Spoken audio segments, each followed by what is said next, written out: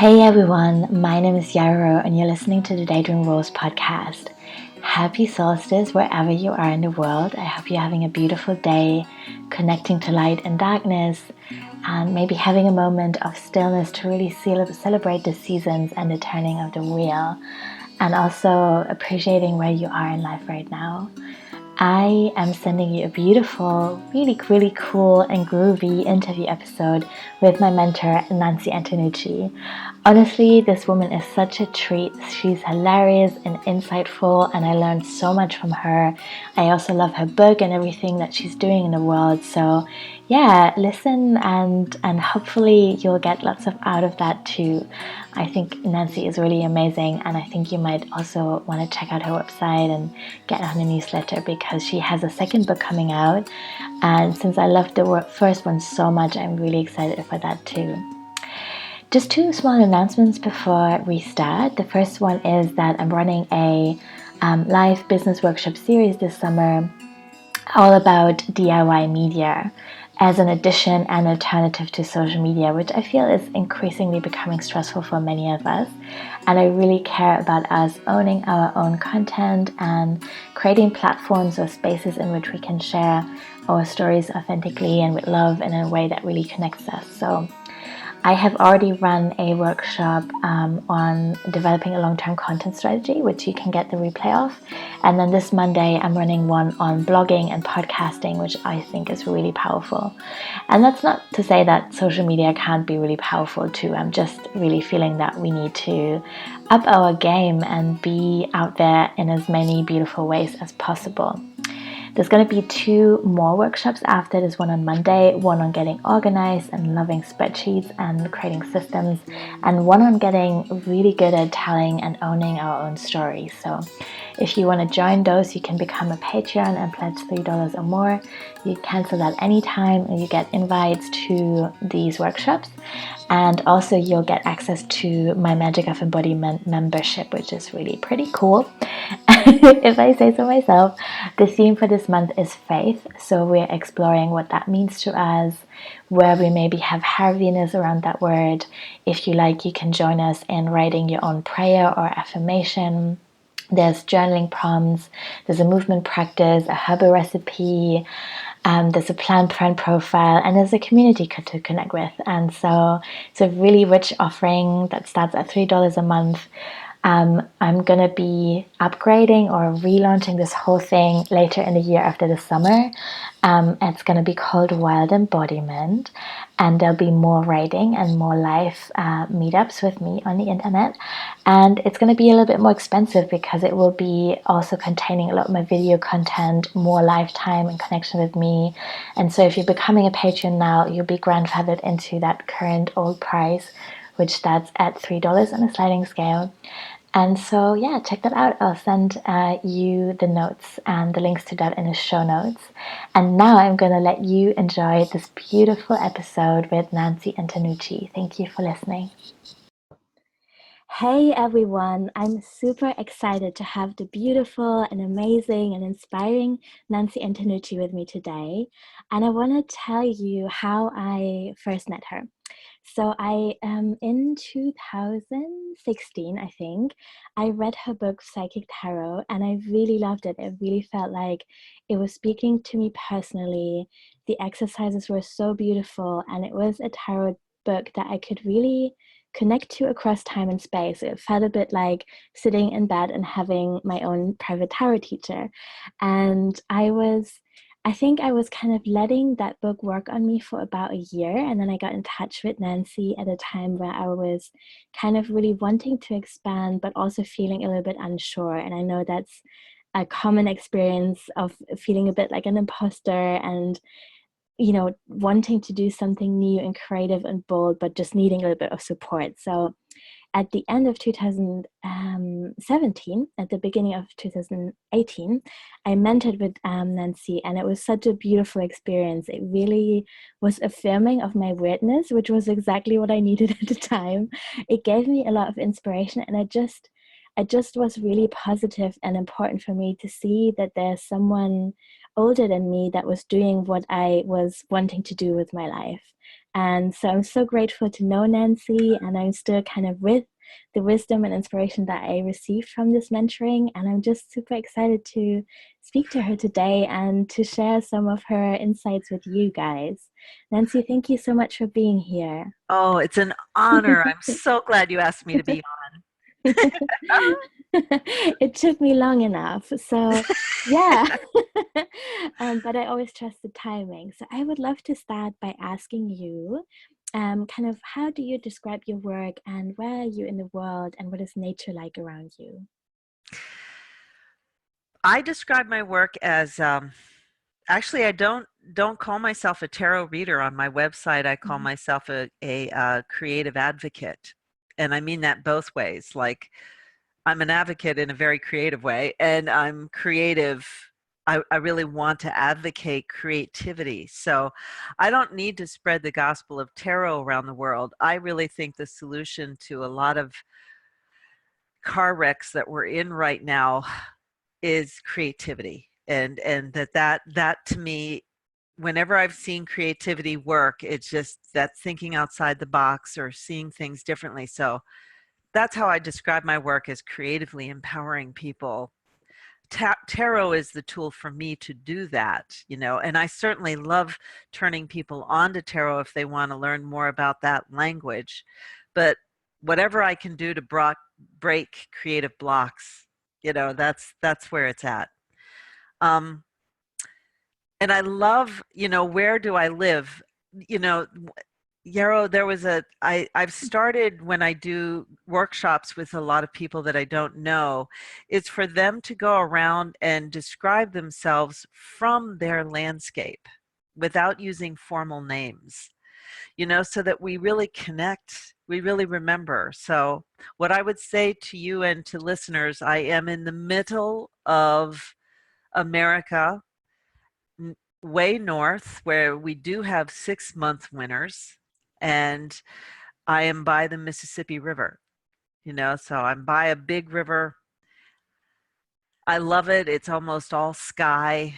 It's not where I was born. I grew up on the east side of the United States. So to be in the middle and north, I get birch trees here, and a lot of evergreen, but the water is just amazing.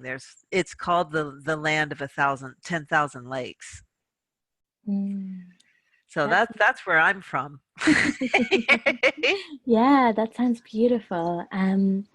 So one of the things that I really love about your work is that you have a background in different creative practices, and I feel like that's coming across in a really beautiful way.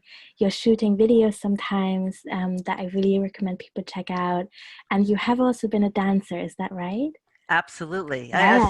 I started as a dancer at the age of 4. Oh, wow. Yeah. Wow. That's a long time ago.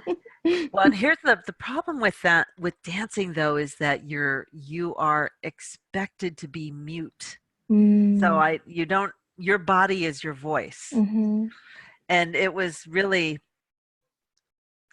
yeah, sometimes the power dynamics got really off, because if you mm, have a whole group of people that are just embodied and one person that is kind of the puppet master, mm. you can imagine some of the spots I got in.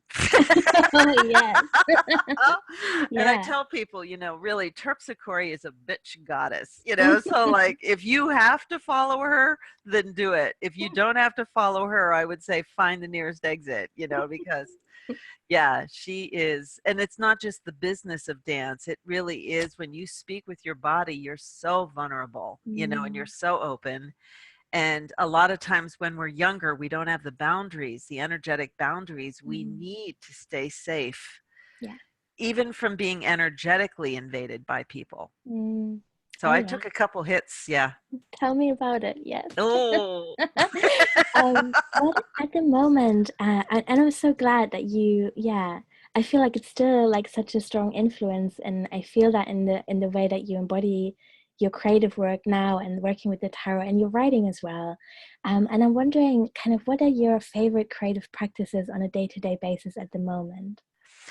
I've done authentic movement for 14 years, and for I usually do that once a week. Mm. I did do that with a peer group for a long time, and now I just go in by myself to a studio. I'll do stretching and meditating and lining up with chakras and things, and then I'll just put a circle of tarot cards around me face down on the floor and just dance and listen and download and whatever I'm moved to do. I've been doing that strongly now for about 4 years. And I really believe, Yarrow, in my heart, I believe that tarot is like a blueprint to being a great human. Mm. So it's not about being spirit, because our spirit spent a lot of time trying to incarnate. So it's like, what are we doing with the human and the spirit? Mm-hmm. And I still feel that tarot, just by its language of imagery, are portals. And I'm trying to just explore that more with my body than my head. Mm. And I've had, after 4 years of being in the studio, I've had 2 breakthroughs. But that was better than none.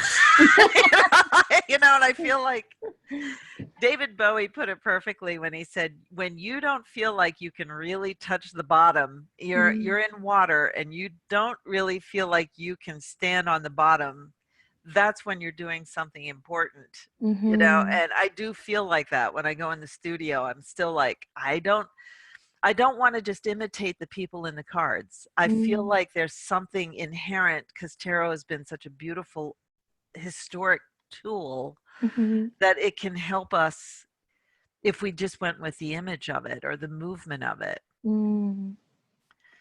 Yeah, Yeah. yeah, that dancer in me, she just went pagan is really what she did. Yeah, That's why not? beautiful. Yeah. Cool. Yeah. And I wonder how the tarot came into your life. Was that always something that you were holding close to your heart, or did you just suddenly have a moment with it? How did that come to be? Um, I grew up in a very small town, and it was really strong Catholic culture, where you didn't tell people what neighborhood you were from. You told them what parish you came from. Oh, So it wow. was really strong that way. And also really, uh, also very restrictive in that we weren't allowed to even go to other people's Mm. churches. It Mm. was just, it was very black and white back then. And so my mom is a very intelligent woman. And I mean, the both of us were really interested in weird, like phrenology, which is head bumps, and astronomy and astrology. And like, we just loved exploring alternative ways of seeing things. So she bought me a deck when I was about 9, Mm-hmm. and she just said, and it didn't have it didn't come, there weren't, well, let's put it this way, Yarrow, your listeners need to know I'm 60, so I came way before the internet. So we did not have access. We really didn't. In fact, at that time, there were only 3 or 4 tarot decks you could get. Mm, So, wow. like, this revolution of tarot happened within my lifetime, which has been Mm. amazing to watch, Mm-hmm. Um, but back then, my mom said, "Well, here, you just work with these, and then, but if they start taking off, then I need to take them from you," because she was also, you'd have to understand my mom to get that, and they did. Like, I took them to a show and tell to my Catholic school, and they worked, because all I did was read the story by the pictures. That's all I did. Mm. I'm kind of glad she took them then, because I didn't have a teacher and I didn't have any books, and that did kind of scare me, that pictures talk to me better than humans. Mm. So I didn't pick them up again until my early 20s, when I was really in a very dark space, and they literally kind of Mm. came in and gave me a whole new way of looking at my life and loving my Mm. life. Mm-hmm. Me Yeah. too. Me Yeah. too. Yeah. How has your relationship to the tarot and the practices and the ways that you work with it changed over time, I wonder? Or has there ever been, I mean, these are two separate questions. I'm just getting too excited here, I think. And This is the way I see tarot now. I feel like tarot is like a big mansion, and each room is a card, and every experience you have consciously by studying them or unconsciously, like, oh God, that's what that card meant in that reading, or even when you read for someone else, puts a layer of energy in that room. So like you start with your brand new deck and you don't know anything, and it's like, okay, that room doesn't have any wallpaper, any window curtains, no bed, no couch, so as you work with the cards, they layer, and now I feel like I'd say there's only like 2 or 3 rooms that I just need work on, like the judgment card. Like that, I don't get the judgment card. I have to go theoretically with it, and I can do that, but on a visceral level in my life, I have not experienced judgment so Interesting. yeah, there's certain rooms that you can't just go in just because you want to. I mean, you can, but they won't say anything to you. So it's like, okay, well. And so in my book, Psychic Tarot, one of the things I tell people from the get-go, and I wished I had done it, was write down all the big impressions I had for that card. And not in detail, like, this is a reading, this was the date, this is what I got. It's like, no, when I read the Empress, this was one of the big ones. I was babysitting one of my friend's daughters. She was 8 at the time, and I had showed her my tarot cards. I was in my early 20s. She saw the Empress, and we were both gaga over the Empress, right? And then we're taking a walk, and she goes, but look, Nancy, and she pointed to the sky, and I'm not kidding you, Yarrow, there was the picture of the Empress's face. Wow. Looking right at us, and I just went, oh my God, there's no way I would have even looked up if she hadn't said something. So that became a layer, and now I go into the Empress room, and for sure there's clouds with her face up there, so she's everywhere. She's more than Mother Nature. She's everywhere. That love is everywhere, and sometimes it takes a young girl to remember. Totally, yeah. In fact, I got to tell you, girls at 11 years old are the spookiest damn creatures in the world. I love girls at 11. Oh my God. Like, I wished I had taped this one girl. I said, I gave her the magician card, and I said, just tell me how that card talks to you. It was one of the most beautiful monologues I ever heard in my life, and I didn't tape it. I didn't take any notes, and I thought, Nance, just take it in. It's going to be like a bird song. You're never going to hear that bird again. So just take it in, because it's going to go away. Yeah, that's beautiful. Funny you would say that. I was a really weird, very witchy little being at 11 too. There was a lot of moving and shaking at the time. And I remember on my 11th birthday, my mom had very little money at the time, and she said, look, this is our little budget for your birthday. You can either have a party and we will buy special food and invite some friends, or you can have that money and buy clothes or books or whatever you want. And I took that money. I was like, no, what I really want to do for my 11th birthday is go to the bookshop. And I went straight to the self-help and spirituality section, and I bought a book on witchcraft. Yes. Yeah, that was. I think so much is happening right then. Our hormones are shifting, and we're connected to nature in a very different way, but we're still the kid, but we're on the brink. It's a magical, and I'm sure the boys have their own magical time, but I'm kind of thinking that was like more like 16. That at least my experience with boys is that 14 to 15, or that 15 to 16 is that really threshold for them. Yeah. I remember my son, I used to have a beautiful tree in a ginkgo tree, and I used to put little fairy, like little notes that the fairies would lead.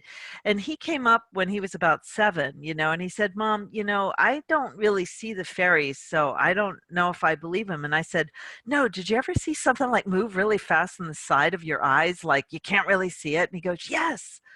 And I said, well, those are fairies, because he wanted to believe. He wanted to believe. And it's like, you know what? There's so many horrific things happening in our world right now. I'm writing a new book, Yarrow. It's going to be about tarot and rituals. And, Mm, and I've realized, wow, I've never taught any of this. This is just the stuff I do. So I have to actually figure out the language while I'm going. And I thought, I really do believe in the power of pretend. me too. Yes. Pretend. If it Yeah. still gets you to the mountain, Mm-hmm. who cares what horse you got on? Yes. Yes. You know what my favorite compliment is? Is when people say you're really gone with the fairies. I know, like, hell yeah. Totally gone with the fairies. Yeah. I just had a client bring a new person with me who was very nervous about getting her a reading, and she said, "But what will really happen? Like, what Yeah. will happen?" And Hmm. and the client who knows me very well said, "A lot of laughing and a lot of swearing." Mm. Yeah, that's what I loved about our sessions as well. Yeah. Oh, So totally. I wonder when you kind of knew or decided that, and I know you don't call yourself a tarot reader, which I totally get, and I really feel that, I really feel you as a creative advocate. But I wonder kind of when you felt that you wanted to make the tarot or this kind of way of working with people a more central part of your life. Was that scary, or did you just know, or was the time just right? Like, how did that come to be? Well, after tarot is the only thing in my life that grew on its own. Like I just had to get out of its way. So it Mm, started as a creek and it went into a river and then it went into an ocean. It was like one of those things where I didn't manhandle it like I did with my dance career. And basically, I'm smart. I was able to I was a secretary, I was a receptionist, I was a waitress. I did anything I had to do to fuel my dance addiction. So I was good at that. But after I had a baby, I had my son in 1998. I really got a very strong message that I needed to do this. And I just thought, there's no way that I can make money doing this. And so I really, uh, there's a big thing. And I've been reading some of your postings lately, which I absolutely love, which is about non-capitalistic mm, process that I've wanted to bend your ear about because when I first started reading, I did a sliding fee scale, and then I started learning, and I also got clients from teaching. mm-hmm, So I mean, people really are drawn to even just playing. Like I mm, didn't know that much more than they did. I knew 3 steps ahead of them. mm-hmm, So I would tell them that, listen, we're all in a big sandbox. No one's going to throw any sand. mm-hmm, And I'm going to take anything that works. You guys are my guinea pigs. Anything that works, I'm going to bring it further. So have fun. And we all mm-hmm, had fun. And I learned as much through them and with them as they did with me. But they would then become clients. And I still tell people that's a great way to start if you mm-hmm, really is to teach, mm-hmm, and because I think a good reader is a teacher mm-hmm. Yeah. by nature. Yeah, absolutely. Yeah. I'm so glad you found a way and you made it happen. Yeah, me too. Because it wasn't going to take no for an answer. Exactly. Great. Yeah. So I still remember reading your book like yesterday, and I'll be going traveling over the summer, and I happen to have your book on a Kindle, which usually isn't my preference. If I really love a book, I usually want a hard copy, but I'm so glad I got this one as a Kindle because I absolutely cannot take any books along. I need my yoga mat and my clothes and a bunch of other stuff, so I'll be Right. able to read it again, which is really exciting, and I just really I loved your voice so much in that book. It felt really authentic to me. And so I wonder, when did you decide to write this book, and what was that creative process like? And Oh did my it? God. Oh my God. That's such a well, I went to see, I kind of self-taught. I didn't, again, old before internet. I didn't really even know other people in the Twin Cities that were doing tarot. So Mhm, like I just learned with my students and I was inventive and experimenting and things. So I created this I'm self-taught. mhm, Well, a friend of mine told me about the Reader Studio, which is a professional conference in New York City once a year, and I went. And I really learned, wow, there's things that I'm onto that I'm really not hearing from many other people. Yay for me, I'm brilliant. And then there's other things that I've gotten into it. It's like, whoa, Nancy, you're going to have to clean that up, you know? So it's like you don't want to isolate too much. Mm-hmm. But we were sitting at a breakfast round table. I'll never forget this morning. And Rachel Pollack, who I still think is one of our greatest Sifus, if we had Sifus, Rachel Pollack and Mary Greer are our living Sifus. You know, they brought tarot into our modern world in ways that no one else alive has, as far as I'm concerned. So Rachel started the whole breakfast roundtable saying, who considers themselves psychic? And I thought, wow, what a lame question, you know, like, aren't we all like, you know, like, well, come on now, you know, and no, as person by person by person through the line said, no, absolutely not. No, Yeah. not, no, not, you know, and I just thought, I was in shock. Mm-hmm. And I said, you guys, oh my God, what? I Mm-hmm. said, tarot made me more psychic. Mm-hmm. You know, the more I go into it, the more I open. Are you kidding? Why are we? And then I realized psychic has a lot of garbage to it. It has a charge to it that a lot of us don't want to own. And it was funny because Johanna, who did the Sacred Rose Tarot, was with Rachel at the time. And she said, wait, what was your last name? And I said, Antenucci. And she goes, well, you know, psychic Italian, same thing. And I went, oh my God, what? You know, so it was from there that I realized, okay, wait, I really actually do look at this very different. Wait, am I one of the few? Which I had Mm-hmm. no. I see, like I said, that little girl is 8 years old and saw Empress in the Clouds. I mean, Mm-hmm. Yeah. that's who you are when you're connected to Yeah. nature, Yeah. right? Yeah. So when Barbara Moore came up to me from Llewellyn and had gone to a couple of my workshops and said, we would really love for you to write a book Mm-hmm. about psychic tarot. Mm-hmm. And it frightened me. I was like, oh God, I write to stay sane. I don't write to teach, like, oh. So I worked with one of my students, Mm-hmm. Melanie Howard, and Mm-hmm. it was a brutal process. I still feel, I know it was a good book, but she was my canary in the gold mine. So Mm-hmm. like we would write something and then she would kind of go, this doesn't make sense to me, what are you saying? And then we would have to rewrite all of it. Mm-hmm. And I still feel like I owe her some like 5 karmic points for that in the next lifetime. I'll get her something good. But you really do hear the teacher student voice in it. Mm-hmm. Like you can really, because we were working like this. Now, Mm-hmm. this book that I'm working on, and I just started it, it's due by the end of this year. Mm-hmm. It's a lot different. I feel Mm-hmm. more confident as a writer. Mm-hmm. I'm also speaking from my heart cave, because I haven't really taught. Mm-hmm. I've only taught like half of the material that I've actually am going to be putting in the book. The other half's very personal. Mm-hmm.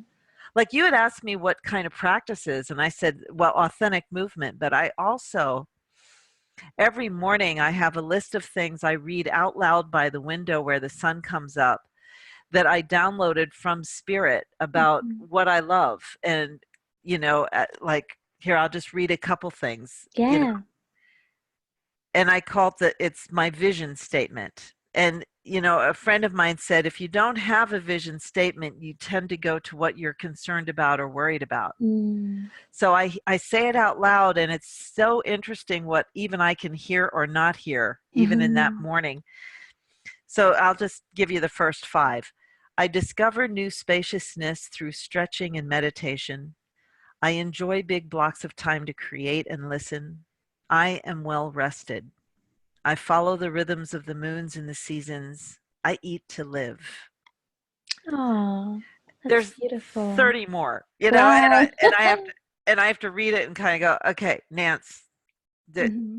this is what we're trying to do today. Yeah, that's So I think beautiful. your rituals really need anything that can help you love your life. Mm. If that's taking a walk, if that's getting to bed early, if that's giving money to all the people that are fighting in the trenches right now, whatever that is, just Mm. do it, Mm-hmm. because Yeah.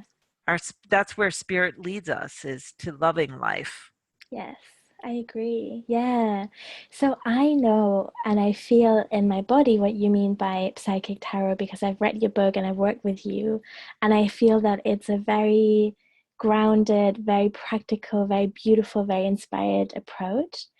Thank you. Yeah, you're welcome. But if you could just just say a few words about what being psychic with the tarot means to you, that would be great for those that haven't read the book. I think they Right. should, but Yeah, intuition, and then I said in the book too, I really feel like it's your piano. All of us are born with a piano. So if you learn how to play the piano, you're going to be doing Chopin and Mozart with some focus and study, and good. That's going to be a beautiful song. If you don't play the piano, you can just put flowers on it. So, like, most people, I think, all of us have intuition because as animals, we need to be able to sense something without seeing it or smelling it. I mean, I think it's nature's way. I call it the ER signal. Like, we need to know if there's danger. And I see people, like, really their instincts are, usually come in when something really scary or bad happens. So, but if you practice it, it becomes a well-honed muscle. And hmm that to me is psychic. It's like when you practice your intuition, it becomes psychic. And psychic is just, I call it the sideways energy. It's just opening your lenses and letting in the information that wants to come to you.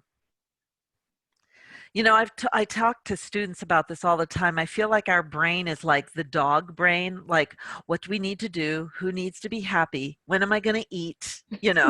When do I get for a walk? Our brain just goes forward. But the hmm sideways energy is cat. It's Mm. like, where's the sun so I can lay in it? When is somebody going to pull my can of food out? Is that lap good? No, I don't want you touching me. Like, the cat is immoral. Mhm. There's no good or bad information. It's just information. So Mhm. I think psychic, and a lot of people I think are afraid of psychic energy because they're going to have to deal with the responsibility of it. And it's like, no, you don't. You don't have to act on any of the information you get. Mhm. You can totally repeat your mistakes and get the same information again. I've been there. It's been shit and great, I guess. Anyone I've ever been in love with. Oh, yes. Oh No, I'm not going to man. listen to that. I just have such an embodied memory and experience of countless times feeling this gut feeling of like, this isn't right, but I need to do it anyway. I just can't, Absolutely. you know? Yeah. Dang, yeah, So I think it is such a practice to start listening to your intuition and to really own that as an important and wise aspect of your way of being and knowing and understanding the world. And it is also a commitment and a responsibility that can sometimes even feel annoying. Yeah, absolutely. yeah, Yeah, yeah. and I think I think we're in a different time right now, and I'm sure a lot of people have felt that at lots of times during the human history, but I tell you, yeah, something's happening now. Something's happening now. Veils are thinner than ever. Our climate definitely is changing. People can feel that on a gut level, on an animal Mm, level. That scares us, and I mm, think the deniers are in so much fear they can't even wrap their mind around it. I think our intuition and our psychic abilities now, and that's why I'm working hard in the studio with the tarot cards, is how how can we open up? Are we supposed to be listening to a bigger universe here? Are we um, supposed to bring our levels up? But really, with my clients, whether they're really good Christian people or whatever, I just look at people sometimes and just go, "Which the fuck up?" yeah. I don't care what that means to you, Mhm, but magic, love, fierce love, power, bring your mhm, presence. If you get on mhm. a bus, bring your presence. Yeah. Like, we have to start shining, Mhm, because it's getting harder and harder. Uh, mm.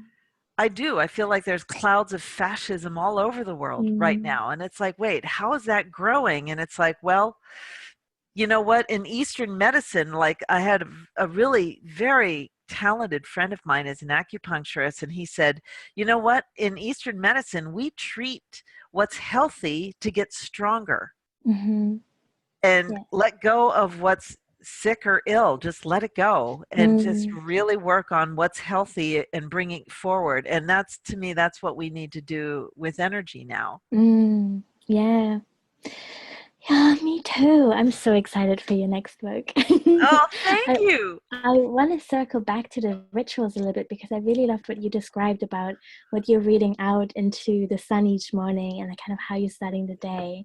So I would love to know how tarot or other kinds of ritual that maybe may or may not include the tarot help you feel both grounded and clear and connected to spirit, and maybe also if someone's listening to this and they're just new kind of getting into the tarot or ritual, what Yeah. might be a great place to start for them?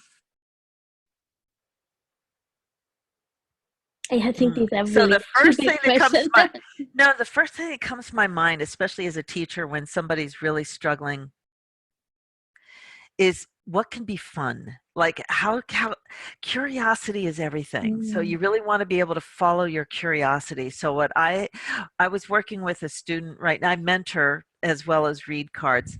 I'll mentor, and she was so analytical. She's just like the Queen of Swords, and there was no way I could talk this Queen of Swords to being, I don't know, Page of Wands or Cups. That was not going to happen, you know. So I just said, okay, how about this?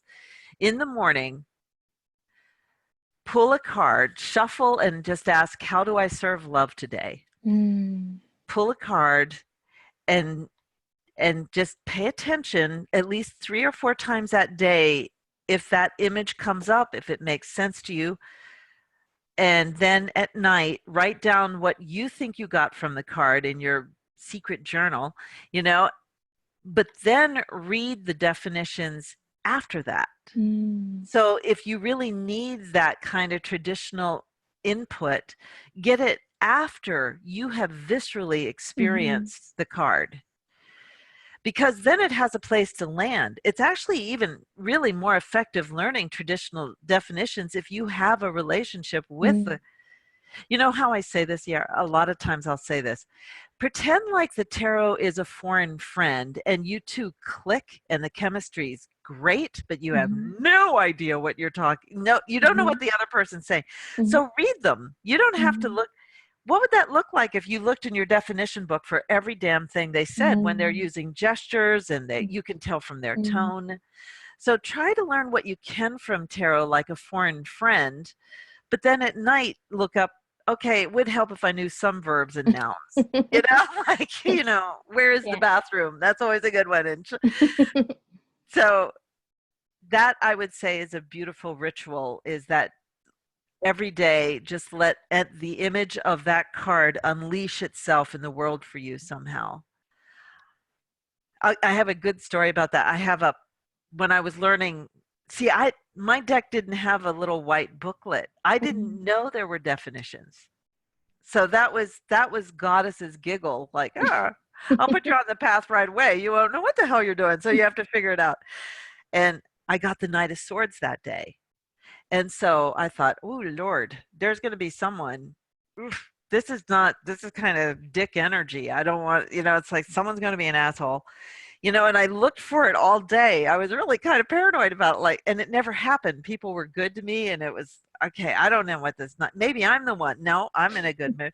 So what's going on? And then late at the very end of the day, a friend and I went to a restaurant, and we had a waiter from hell. Mm. And I just looked at him and I went, "Oh my God, you're the Knight of Swords!" You know, like I was so excited, you know. And of course, then he laughed, and everybody laughed, you know. So we had a whole minute of him being a Knight of Swords. Funny. That's cute. Yes. So when you can kind of tie it into real life, that's Mm. when I had a French teacher who said, "You really know a language when you start thinking in it." Oh, yes. Yes. I feel that And way about English. Yeah. so, how do you think in tarot? Well, Mm. bring the image or the element of it into your everyday, Mm-hmm. then you'll start thinking in it. Mm. It's really cool when you start dreaming in it. Oh, yes. Yes, it is. Yeah. I also feel, and this is another way to kind of bring this in, and that in the way that you're describing, it's such a beautiful way to communicate in relations as well. I think I found it really helpful to say, I'm in like a really open, connected Three of Cups mood today, or I I feel like maybe I felt this winter, I felt very connected to Four of Swords, of really like needing rest. And I have recently received a new deck called CS Tarot. I don't know if you know it, but it's these beautiful black and white paper cuts from originally from '84, and there's been a reprint last year. Ooh. And I know.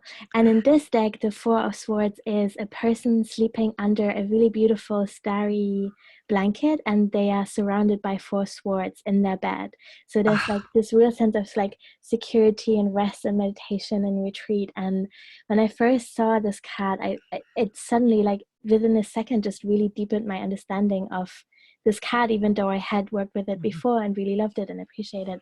But I think that is the power really of visuals sometimes, of how they Yeah. can touch us on a deeper level, and they can kind of bypass our conscious, chatty, anxious, driven mind sometimes. Where Right. was I going with this? Oh, yes. So I feel like, yeah, like just using the language of tarot to communicate with other people as well, in the Mhm. same way, as just as you were describing, as it also can be with yourself, has felt really helpful as well. Yeah.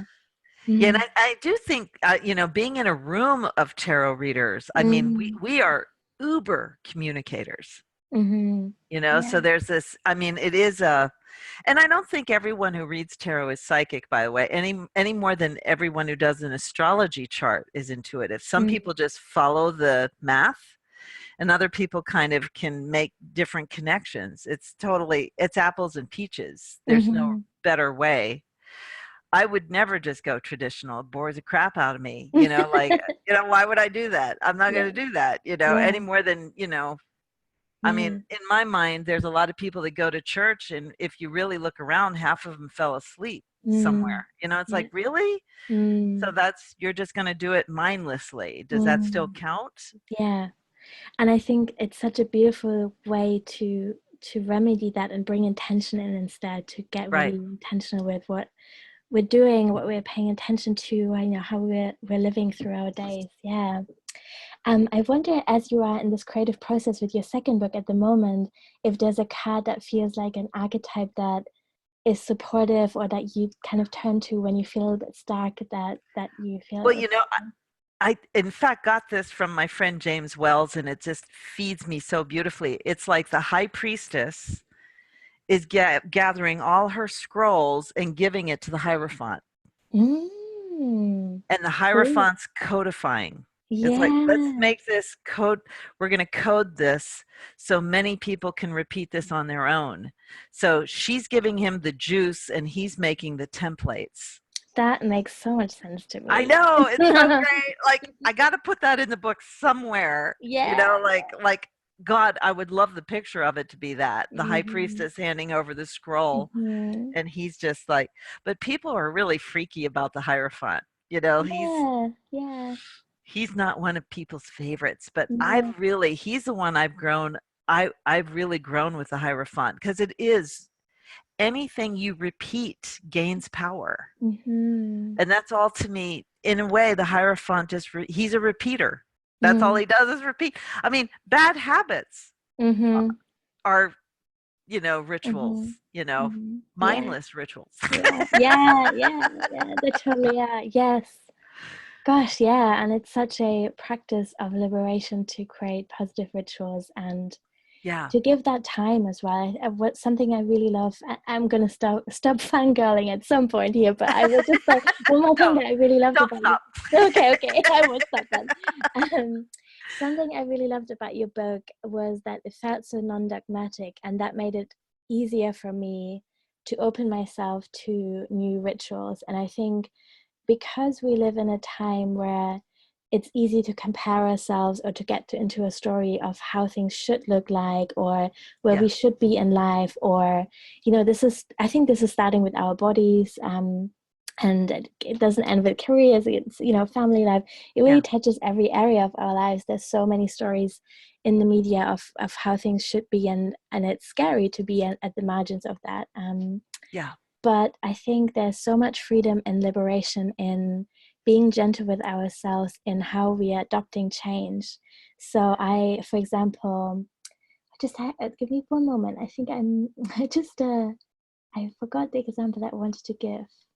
Oh yes, yes, yes, yes. I remember now. So obviously, I have on some level always understood that having a practice around gratitude is really good. Yeah. And you know, you will hear people say that, you know, shout it from the rooftops. If you have a daily, some kind of daily gratitude practice, it really just improves your life. You know, it's good for our mental health. Right. It feels good. But I think there was some resistance in me because I also sometimes see that practice as a bit of a band-aid, and I have mixed feelings, or have had mixed feelings about affirmations that don't feel really authentic, you know. So Right. sometimes I feel like there is a sense of spiritual bypassing maybe, and I think encountering that made my resistance grow a little bit to just be grateful. Mhm. I was like, but there's also all this really structural oppressive stuff that makes me really angry. I don't want to be grateful right now, you know. And Right. so for a while I understood totally that gratitude is important, and I knew it was going to become a practice in my life eventually. But I just needed to give myself the time and space and playfulness to see what that was going to look like. And I couldn't Yeah. just dive in and adopt this specific way, say, of like writing down 7 things each morning that I'm grateful for. And Right. now that I do, you know, now I say 3 things out loud in the morning and in the evening. It feels totally mine, and I love it so much, and it has made such a difference in my life. But I just needed the time and gentleness with myself, and I needed That's right. to find a way to get to it that felt authentic and true to me. And that's Right. what I appreciate in you as a teacher, that you hold that space for people. You have so many beautiful techniques and experiences and insights to share, but there's always like wiggle room, you know. So that is, Totally. yeah. Well, and after that oppressive Catholic upbringing, what Hmm. I did learn was like your creative authority is everything. Mm, If you cannot, that's one reason I see a lot of debates in Facebook and stuff like that about traditional versus intuitive. And it's like, oh, guys, could we move the fuck on from this point? You know, because it's like, just do what feels good and then do the other because it just stretches your muscles, mm, you know. But it's all, to me, it's about getting back to your creative authority and really listening to spirit the way you listen to spirit, you know, because I know what it's like when somebody's hammering a very different thing down on you, mm-hmm, and it's not, it's a persecution, mm, it's a killer, mm, spirit killer, you know. I mean, this is a tricky issue. Jesus is a weird issue in New Age world, you know. And I love how people talk about Christ consciousness. I mm, think, yeah, that's totally, I mm. love that. But I love Jesus. I hate his family. You know, it's like I threw the family out, you know, but he's a cool sifu for me. He's not the only one, but he's definitely one of them for me. And so as a reader, because I'm paying attention to my creative authority, I've been able to talk to people about, listen, do you talk to Jesus? Do you? Mhm, Do you? mhm, Do you bitch? Do you whine? Do you cry? Do you ask for help? Do you listen to him? mm, Who cares about the prayers you're supposed to be doing? Who mm. gives a shit? That's like not helping your life, you know? Yeah. So, like, how, and yet I also, on the other hand, I feel like with a lot of younger people now, I don't even bring up God or goddess. I mean, Mm, that's not even a paradigm that fits, you know? So I'll mm, go more with the creative unknown or mm. spiritual DNA. You know, like it's like, you know, whatever works where Mm, you're listening to spirit. That's all, you know. mm. My job as a teacher and a reader is just to make sure you know where your mother ship is. Yeah, You yeah. know, like, 'cause don't go floating off into space unless you're tied up. You know, Mm, that you need that mothership. And mm, I love, like in AA and things, is that our common collective wisdom, you know, or is that mm, the wisdom within? Whatever it is, I think if you're going to be a reader, you need to know, Mm. what source you go Mm. to. Mm-hmm. Yeah. And a lot of us don't want to talk about that. Mm. We want to complain about the traditional versus the intuitive, but we Mm. don't really want to talk about how does that bring in source, and Mm. what is source, and how do you talk to clients about that? Yeah. Yeah. Yeah. Hmm. I read something the other day that's still with me, and I'm really sorry that I can't remember where. I'm really a believer in quoting your sources, but just can't remember, but I feel it's too precious and I want to share it anyway. And it's just this idea of continuous revelation that felt really helpful to me. So I think there are aspects in religious traditions that feel, like you said, I think some teachings from Jesus feel really powerful, and that's definitely something I want to explore in my own way at some point. But I think where maybe I differ with some of the more human-made constructs around those teachings and where the dogma comes in is that I believe there's a continuous unfolding, and we're all allowed to engage with these teachings in our own way and explore. And Right, to me, spirituality is very experiential. Like, I want to feel it in my body. It has to right, feel true to me.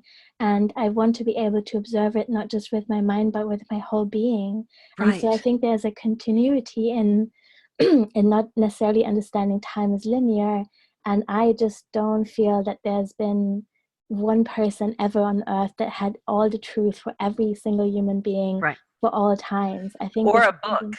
There's Yeah, not or been a book. book Yeah. like that either, and Yeah. to me, really, when I look at all most religions and now even some spiritualities, it's kind of like all of it is geared to getting back into full spirit. And it's like, wait, I took the elevator all the way from ninth floor to ground, and all we can talk about is going back to ninth floor. It's like, come on, people, what are we doing here? What is Mm. this? One of the most beautiful theories, and I don't know who came up with this, I'll have to research, is the fool in tarot is our soul before we incarnate. Mm. And then the magician is our spirit, it's our creative DNA. It is why we wanted this form and this life and this Mm. time. And the high priestess is the reminder, okay, children, you got about 10 minutes here. Just saying, do you want to get on that train or what? So it's, you know, Yarrow, I got to tell you, what's really great about being older is What? is is is how I can laugh at myself now. Jesus, Mm. I was 70 years old when I was 24. Like Mhm.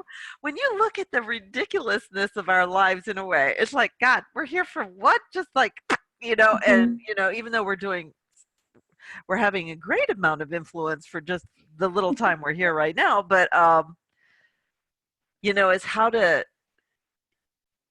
just like sit back with a good friend or a sunset, or I know it sounds mushy or new agey, but just like really just Mm.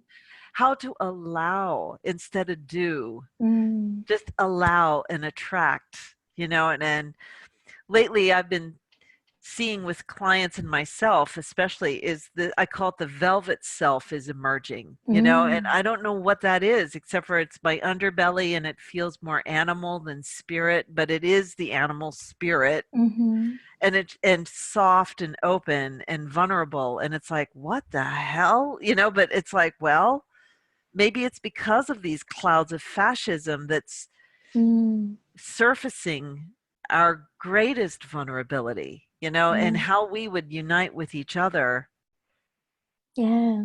to do this, Mhm. to change the direction of the winds if we can. Mm. But I'll tell you, if we can't, I'm going down laughing. Yes, me too.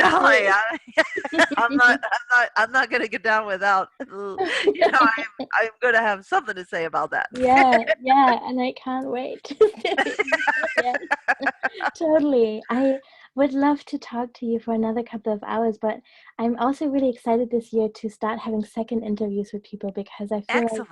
the podcast had such a great first run of interviews, and I feel like there's always more to say. So I would love to have you on again if you like. I would love that. Great. But for now, please tell us what you're currently offering and where people can find you. I am currently offering readings. I can do in person, phone, or Skype. I can't record Skype because I can't figure that glitch out yet, but you can if you can. If you can record it, you're welcome to. I also mentor. I do a 5-session, which I usually actually work with a psychic tarot book. Mm-hmm. So we'll read, and within 4 months, and it's up to you when you schedule to be with me for the next infusion. Mm-hmm. So that comes with homework and practice, and then I'm also an officiant, so I also do a lot of weddings. I haven't figured out how to do funerals yet. That's there, but I don't.